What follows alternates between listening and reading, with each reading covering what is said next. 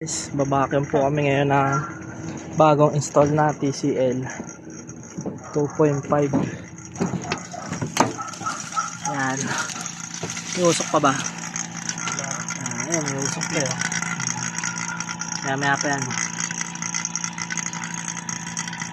Vacuum.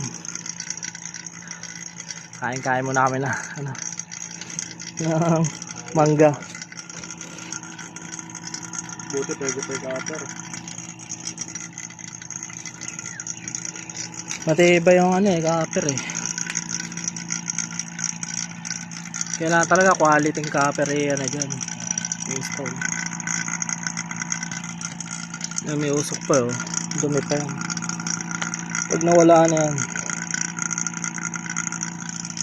pwede na yan sir.